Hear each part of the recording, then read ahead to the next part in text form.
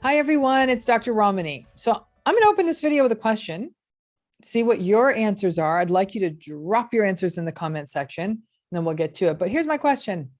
Do you think narcissistic abuse can turn you or me or anyone narcissistic? So that's a question. Can narcissistic abuse turn me narcissistic? Take a minute, drop it in the comment section, because that's what we're going to be talking about today. And before I get to that, as we think about what can narcissistic abuse do to us, let's talk about healing. Again, we have that healing program coming up. That link is in the video description. Hit that, get more information. And welcome to this channel. If you're new, please subscribe. Like you said, you're going to learn, get questions asked. I'm going to ask you to answer them, and then I'm going to try to answer them. So let's take this one on. Can narcissistic abuse turn me narcissistic? And I look forward to reading what kinds of answers you gave, because I'm going to give my answer. So this is a question for the ages, one that has been coming up over and over again. It's like this fear people who are going through narcissistic abuse have. It's like, is this going to happen to me? It has come up in every seminar we've done. It's come up in dozens of emails, comments on videos. So let's take this question on. It's so painful to hear because it's so much a part of sort of the mental number people do on themselves when they go through narcissistic abuse. Now, remember that when we talk about narcissistic abuse, self-blame is one of the hallmark characteristics. Most survivors spend their time wondering, how am I responsible for all of this? And this is made worse by the gaslighting and manipulation. In essence, another person telling you that you are to blame for the mess of this relationship. So it does not surprise me that so many people are asking this question. One response that, like, for example, you're in a narcissistic relationship. One thing that narcissistic people will often say, especially if you make the mistake of calling them out as narcissistic, is to quickly for them to flip and pivot and call you narcissistic. And if that happens enough to you, you may once again start to doubt yourself and say, they keep saying it, maybe it's true. When you are going through narcissistic abuse, it's easy to become preoccupied and ruminate. You can't get the confusion out of your mind. That makes sense. But some people misinterpret that constant being in your own head as being selfish and self-focused. No, not really.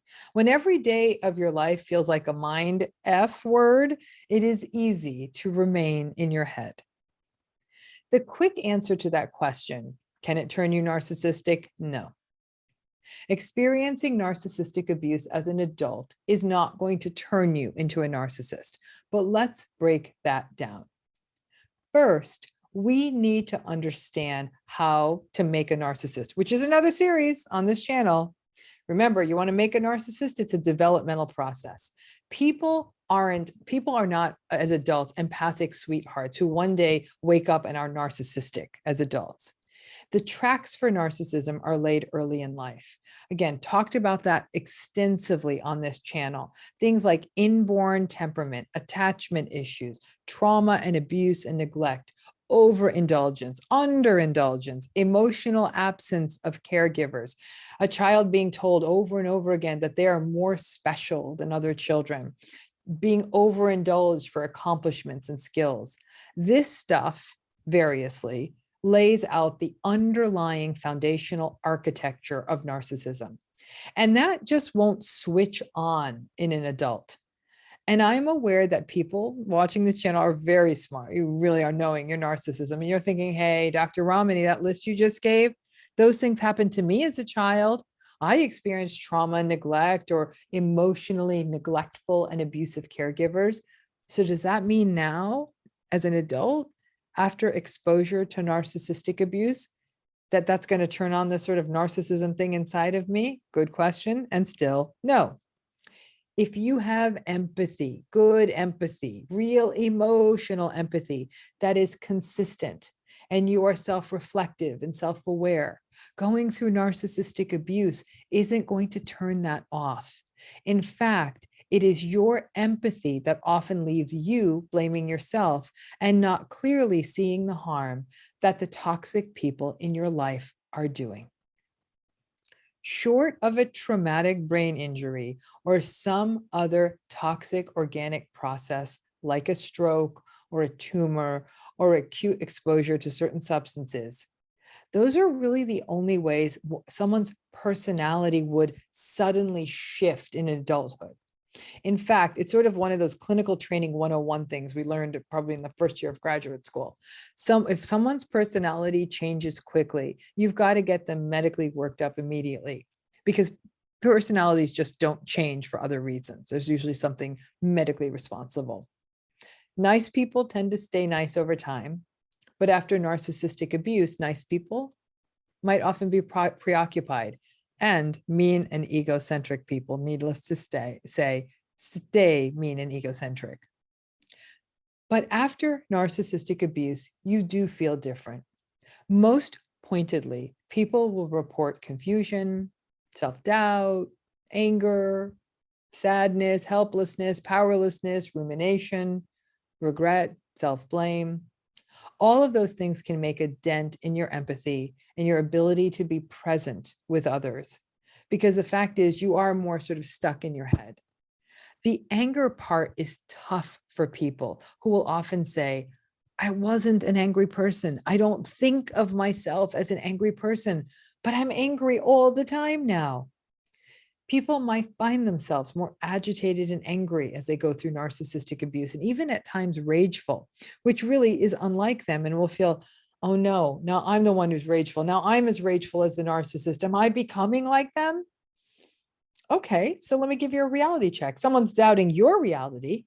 They're gaslighting you, manipulating, invalidating you. From my seat, anger seems like a really normal response. But if it is not how you want to go through the world as an angry person, and most healthy people don't, it feels like a shift inside of you, like you're changing. But the fact is, that's what narcissistic abuse does. It does create shifts in you until you understand it.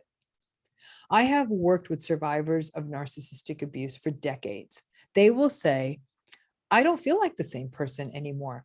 I used to be lighthearted, sociable, and confident, and believe in myself and in this relationship, or after this relationship, I feel like my self-esteem has tanked.